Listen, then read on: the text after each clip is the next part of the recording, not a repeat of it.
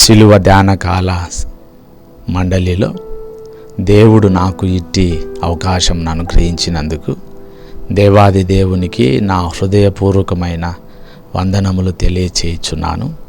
ఇట్టి అవకాశమును నాకు కల్పించినటువంటి అధ్యక్ష మండలపు పీఠాధిపతులు right reverend doctor P Isaac Varaprasad తండ్రి గారికి, శ్రీమతి సిడి భారతి ఐజక్ తల్లిగారు ఉమెన్స్ ఫెలోషిప్ ప్రెసిడెంట్ తల్లిగారికి నా ప్రత్యేకమైన నిండు వందనములు తెలియచేస్తూ ఉన్నాను.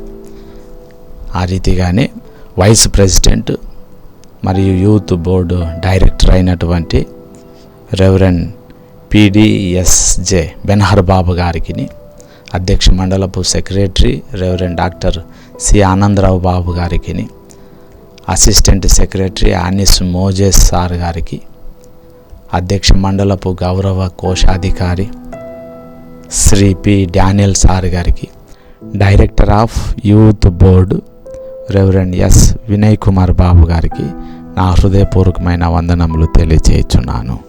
ప్రార్థనతో ఈ దినకాలపు ధ్యానమును ప్రారంభం చేస్తాం. కృపగల దేవ, ఈ దినకాలం ఈ రీతిగా ప్రభువా మీరు నిలవబెట్టినందుకు స్తోత్రములు. ఈ ధ్యానాంశం అంతటిలో మీరే నాకు తోడయుండి కృప చూపించుమని, నన్ను మరుగుపరిచి మాట్లాడుమని యేసు నామములో ప్రార్థిస్తున్నాం తండ్రి, ఆమెన్. ప్రియ దేవుని వారులారా, ఈ శిలువ ధ్యాన కాలంలో ఈ దినం ధ్యానాంశంగా ఇవ్వబడిన అంశం శ్రమలోని దీవెన. అందుకొరకు ఇవ్వబడిన లేఖన ఆధారం యెషయా గ్రంథం 50వ అధ్యాయం 4 నుండి 11 వచనముల లేఖన భాగం మనకు ధ్యానాంశంగా ఇవ్వబడి ఉన్నది. శ్రమలు క్రైస్తవ జీవితంలో దేవుడు దీవించుటకు ముందు నడుచుచున్నవి శ్రమలు. ఒక వ్యక్తిని దేవుడు దీవించాలన్నా, ఒక వ్యవస్థను దేవుడు దీవించాలన్నా, ఒక సేవా యంత్రాంగమును దేవుడు దీవించాలన్నా అందులో కలగబడుతున్నటువంటి శ్రమలు, అందులో ఏర్పడిన అడ్డంకులు, వాటి వలన ఇబ్బందులు, ఇవన్నీ దీవెనకు గుర్తుగా సేవా జీవితంలో మనము చూస్తూ ఉన్నాం. ప్రాముఖ్యంగా ఇవ్వబడిన ఈ లేఖనం యెషయా గ్రంథం 50వ అధ్యాయం. ఇది చెర జీవితంలో, ఇశ్రాయేలు ప్రజల చెర జీవితంలో వ్రాయబడినటువంటి లేఖనం. ఇది సేవకుని గీతములో నుండి ఇవ్వబడినటువంటి లేఖనం. అనగా ఈ దినం సేవకుడు తన జీవితంలో ఎదుర్కొనే ఆటంకములు, శ్రమలు, తద్వారా తాను పొందుకునే ఆశీర్వాదములు, సేవకునికి నిదర్శనం, మార్గదర్శకం, తాను సేవ చేస్తున్న తన ప్రభువే తన జీవితంలో ఒక మార్గదర్శకంగా ఉన్నారు. ప్రాముఖ్యంగా ఈ సేవలో కలుగుతున్న ఈ శ్రమలను హెబ్రూ పదమైనటువంటి సవాల్ అనే పదము నుండి తీయబడింది. శ్రమ, వేదన, కష్టములో నుండి కలుగు అనుభవాలు, బాధ, ఈ పదములను సూచించున్నదిగా సవాల్ అనే హెబ్రూ పదము నుండి ఈ పదం మనకు తీయబడి ఉన్నది. ఇందులో మనం ప్రాముఖ్యంగా ఆలోచన చేసినప్పుడు ఈ లేఖనము నుండి సేవకుడు ఎదుర్కొనే కష్టములలో కొన్నిటిని మనం ఆలోచన చేసినప్పుడు యెషయా గ్రంథం 50వ అధ్యాయం 6వ వచనమును మనము చూసినప్పుడు అక్కడ ప్రాముఖ్యమైనటువంటి సేవకుని శ్రమలు మనకు వివరింపబడతా ఉన్నాయి. ఆ 6వ వచనాన్ని మనము చూస్తే అక్కడ ప్రభువ కొట్టువారికి నా వీపును అప్పగించి తిని, వెంట్రుకలు పెరుగువారికి నా గడ్డమును అప్పగించి తిని, ఉమ్మి వేయువారికి అవమానపరచుటకు నా ముఖమును దాచుకొనలేదు. సేవకుడు ఎదుర్కొనే అనేకమైనటువంటి శ్రమలలో నుండి కొన్ని శ్రమలు మనము చూస్తే ఇవ్వబడిన లేఖనమును ఆధారంగా చేసుకొని కొన్ని శ్రమలను ఆలోచన చేసినప్పుడు అందులో మొట్టమొదటిగా కొట్టువారికి నా వీపును అప్పగించి తిని, ఇక్కడ ఆ సేవకుడు భరించే బాధల గురించి మనం గుర్తు చేసుకోవాల్సి ఉంది. సేవకుడు తాను వెంబడించుచున్న ప్రభువు మార్గంలో, తాను నడుచుచున్నటువంటి తన యజమానుడు, తన ప్రభువు అయినటువంటి యేసుస్వామి మార్గంలో నడుస్తూ ఉన్నప్పుడు అనేకమైన బాధలు ఆయన చుట్టూ కమ్ముకుంటాయి. ఆయన మార్గం, సేవకుడు నడుచుచున్న ఈ మార్గంలో అనేకమైనటువంటి బాధలు తన చుట్టూరా నిలువబడుతుంటాయి. కారణం ఏమిటి అంటే, సేవా మార్గము ఇది పూల బాట కాదు, ఇది కష్టముల బాట, ఇది బాధలతో కూడిన బాట. అందుకనే ప్రభువు అన్నాడు, ఇరుకు ద్వారమున ప్రవేశించుడి.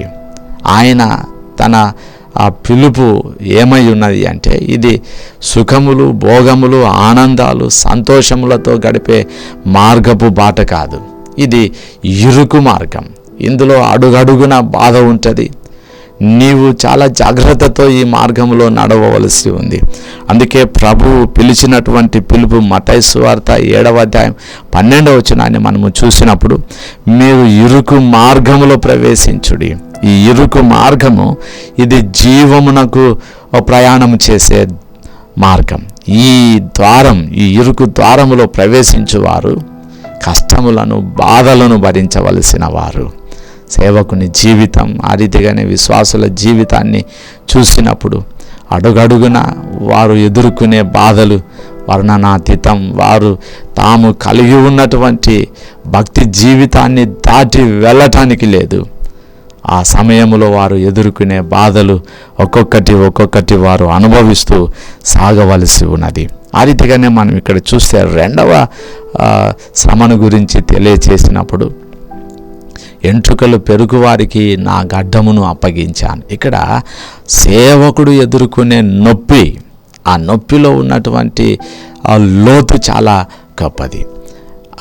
ఆ నొప్పి తనను చాలా తీవ్రమైన ఇబ్బందికి గురి చేస్తుంది. ఈ నొప్పి ఎందుకు కలుగుతుంది అంటే, తన ప్రభువు తనకు అనుగ్రహించిన సత్యమును నిలుపుకొనటానికి, ఆ సత్యమును నిలవబెట్టడానికి సేవకుడు ప్రయాసపడుతూ ఉండగా, చాలామంది దానిని దాటుటకు, దానిని పడగొట్టుటకు, తాను నిలుపుకున్న సత్యమనే తన జీవితాన్ని, తన కార్యములను పడగొట్టుటకు అనేకులు అగ్ని బాణములలాగా తనను గాయపరుస్తూ ఉంటారు. మాటల ద్వారా గాయం, కార్యముల ద్వారా గాయం, తన పనులకు అడ్డు కలిగించే గాయం. ఈ రీతిగా చూసినప్పుడు వారు కలిగించే ఈ గాయాల వల్ల సేవకుడు ఎదుర్కొనే నొప్పి అది చాలా విశేషమైన. అందుకే యెషయా గ్రంథకర్త 53వ అధ్యాయంలో 5వ వచనంలో అంటాడు, మన అతిక్రమము వలన ఆయన గాయపరచబడెను. ప్రజల అతిక్రమం, ఒక సత్యము కొరకు నిలవబడిన జీవితానికి అతిక్రమము, అడ్డు మార్గాలు అనేకమైనటువంటి గాయమును రేపేవిగా, అనేకమైన బాధను కలిగించేవిగా తన జీవితంలో సేవకుడు చూస్తాడు. ఇదిగో ఈ శ్రమలలో తాను నమ్మిన సత్యమును నిలుపుకొనుటకు సేవకుని ప్రయాస, దానిని కొల్లగొట్టుటకు ఎదురయ్యే బాధలు, ఇబ్బందులు, కలిగే నొప్పి, అది ఎంతో ఎక్కువగా సేవకుడు తన జీవితంలో రుచి చూడవలసి ఉన్నది. ఆ నొప్పి తన విశ్వాస జీవితానికి బలమును చేకూర్చేదిగా ఉంటుంది. దేవుని ప్రియవారులారా, ఈ నొప్పి ఎంత బలంగా మనలను గుచ్చుతూ ఉండినప్పటికీ సేవకుడు బలమైనటువంటి తన ప్రభువు శక్తిని పొందుకొని దానిని జయించేటట్లుగా అడుగులు వేయవలసి ఉన్నది. ఇందులో 3వది మనము చూసినప్పుడు, అవమానపరచువారికి నా ముఖమును అప్పగించి తిని, ఉమ్మి వేసేవారికి ముఖమును దాచుకొనలేదు. ఇది సేవా జీవితంలో ఎదురయ్యే అవమానములను సూచిస్తూ ఉన్నది. దేవుని యొక్క సేవలో ఎదురవుతున్నటువంటి అవమానములు, కలిగే ఇబ్బందులు చాలా తీవ్రమైనవి.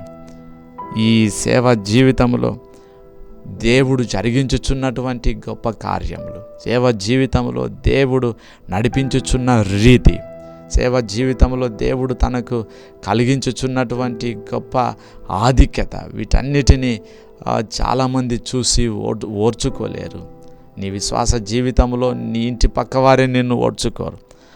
అలాంటి స్థితిలో నుండి వారు కలిగించే అవమానాలు, వారు రూపొందించే వివిధమైన అవమాన ప్రణాళికలు ఈ సేవ జీవితంలో సేవకునికి ఒక పెద్ద సవాలులాగా నిలవబడతాయి. మనము చూసినప్పుడు అపోస్తుల కార్యములు 5వ అధ్యాయం 12వ వచనాన్ని చూస్తే అపోస్తులుల సేవ ప్రారంభించబడి ఉన్నది.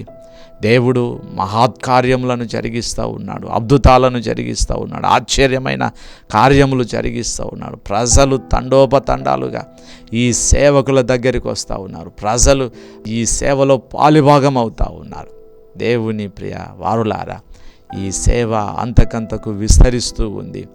వ్యాధులతో బాధపడుతున్నవారు, కృంగిపోతున్నవారు, వేదన పడుతున్నవారు, ఇలాగు చూస్తే అనేకులు ఈ సేవను ఆదరిస్తూ ఉన్నప్పుడు దేవుడు అద్భుత రీతిలో ఈ సేవను జరిగిస్తూ ఉండగా అక్కడే ఒక భయంకరమైనటువంటి అవమానపు ప్రణాళిక వారి మధ్యలో ప్రారంభమయ్యింది. అపోస్తుల కార్యములు 5వ అధ్యాయమును మనము చూస్తే 17వ వచనాన్ని మనము చూసినప్పుడు ప్రధాన యాజకులను, అక్కడున్నటువంటి శాస్త్రులను, ఆ రీతిగానే అక్కడున్నటువంటి ఆ తెగకు చెందిన వారందరూ ఒక ప్రత్యేకమైనటువంటి గుంపుగా ఏర్పడి జరుగుతున్న ఈ సేవ మీదికి వారు పురుగొలుపుతున్నటువంటి అడ్డంకులు అవి ఒక భయంకరమైనటువంటి అవమానమును కల్పించేటట్లు తయారు చేశారు. అడుగడుగున వారి సేవను అడ్డుకునే పని మొదలుపెట్టారు. అక్కడ మనము చూస్తే వారు ఈ సేవా బృందమును ఆపుటకు వారిని బలవంతంగా పట్టుకొని వారిని హింసించటం మొదలుపెట్టారు. వారిని కొరడాలతో కొట్టించటం మొదలుపెట్టారు. సేవకులు వాటిని చూసినప్పుడు వారేమీ కృంగిపోలేదు. ఈ అవమానాన్ని చూసి ప్రజలలో ఒక గొప్ప సేవను నడిపించుచున్నటువంటి సందర్భంలో ఎదురైనటువంటి ఈ స్థితినంతా సేవకులు మీదికి వచ్చినప్పుడు సేవకుని ప్రవర్తన, సేవకుని మానసిక స్థైర్యం చాలా విలువైనది. అవమానాలు, బాధలు, నొప్పి సేవకునికి సహజము. అన్ని పరిస్థితులలో తాను వాటిని అనుభవించుటకు సిద్ధపడే ఈ సేవలోనికి వచ్చి ఉంటాడు. ఇలాంటి సందర్భంలో అపోస్తుల నోటి నుండి వచ్చిన మాటను మనము చూస్తే, ఆ లేఖన భాగమును మనము చూసినప్పుడు 40వ వచనాన్ని చూస్తే, ఆ నామము కొరకు అవమానము పొందుటకు మేము పాత్రులమని ఎంచి సంతోషముతో అక్కడి నుండి వెళ్ళిరి. ఇది సేవకుని జీవితంలో మనకు చూపుతున్నటువంటి మార్గదర్శకము. దేవుని నామము కొరకు, ప్రభువు నామము కొరకు, ఆయన సేవలో మనం జరిగించుచున్నటువంటి కార్యముల కొరకు మనం ఎదుర్కొనే బాధలు, నొప్పి, ఇబ్బంది ఇవన్నీ కూడా ఆ నామము కొరకు భరించవలసి ఉన్నది. ఆ నామములో ఈ శ్రమలు, ఈ వేదనలు ఒక గొప్ప సూచక ఆ సేవకునికి. ఏమిటి ఆ సూచక అంటే ప్రభువు చెప్పిన మాట.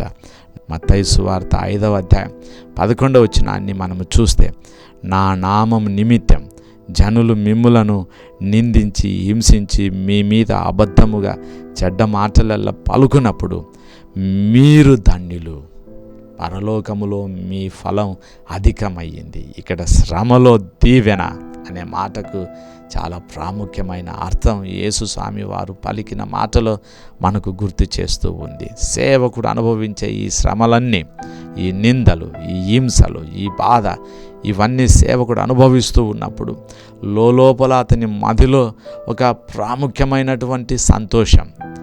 ఆయన ఎక్కడ కృంగిపోకుండా తన తండ్రి తనకు కలగజేసే అధికమైన ఫలములో ఉన్నటువంటి దీవెన, తన తండ్రి తనకు ఏర్పరచుచున్నటువంటి ప్రాముఖ్యమైన ఆశీర్వాదముల వైపు తాను అడుగులు వేస్తూ తన మదిలో, తన అంతరంగమందు ఈ శ్రమల వలన తాను పొందే ఆ గొప్ప ఆనందాన్ని, ఆ బహుమానాన్ని చూసినప్పుడు సేవకుడు తాను ఆనందంతో తాను కృంగిపోక ముందుకు అడుగులు వేసే జీవితం సేవా జీవితంలో మనము చూస్తూ ఉన్నాం. ప్రాముఖ్యంగా ఈ ప్రతిఫలం, సేవకునికి కలిగే ఈ ప్రతిఫలం ఏమిటి? ఎందుకు సేవకుడు ఇంతగా తాను శ్రమపడాలి? సేవకుడు ఎందుకు ఇంతగా తాను ఇబ్బందికి గురి కావాలి? సేవకుడు ఎందుకు ఇన్ని వేదనలు అనుభవించాలి అన్నప్పుడు మనం ఆలోచన చేస్తే, శ్రమలో దేవుడు దాచి ఉంచిన దీవెన, శ్రమలో దేవుడు ప్రత్యేకపరిచినటువంటి శాశ్వతపు దీవెన అది ఏమిటి అని చూస్తే, ప్రకటన గ్రంథం 7వ అధ్యాయము 14వ వచనాన్ని మనము చూసినప్పుడు అతడు నాతో ఇలాగూ చెప్పాను, వీరెక్కడి నుండి వచ్చారు అని అడిగినప్పుడు, అయ్యా నీకే తెలియనని చెప్పి తిని అన్నప్పుడు అతనితో స్వరం మాట్లాడుతూ ఉంది, వీరు మహాశ్రమలు అనుభవించి వచ్చిన వారు. సేవా జీవితంలో కానీ విశ్వాస జీవితంలో కానీ ఎదురయ్యే ఈ బాధలు, వేదన, కష్టములు, అవమానములు, వీటి వెనక ఉన్నటువంటి ప్రతిఫలాన్ని మనం ఒక్కసారి చూస్తే అవి మహాశ్రమలు అనుభవించిన గుంపులో మనలను నిలవబెట్టేటట్లు చేస్తుంది. అక్కడ చూస్తే ఎవడు లెక్కింపజాలని మహాజనము ఆ స్థలములో ఉండిరి.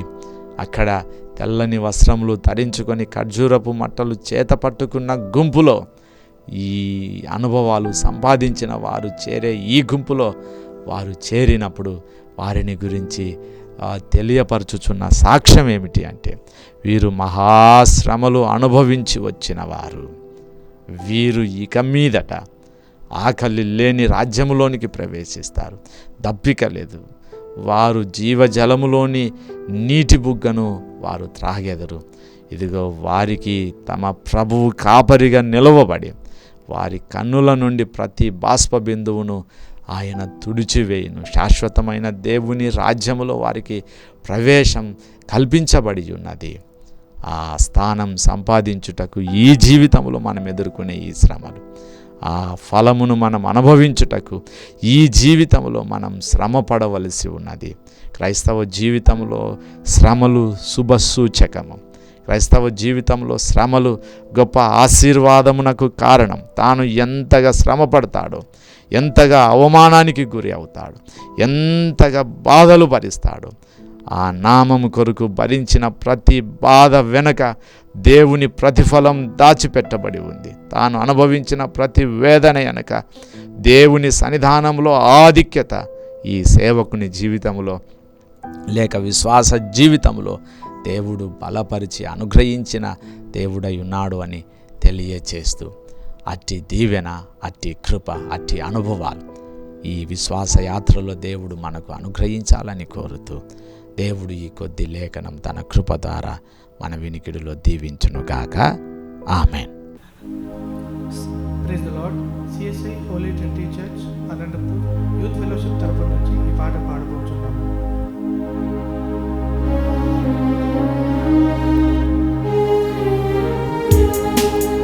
యేసు చావన్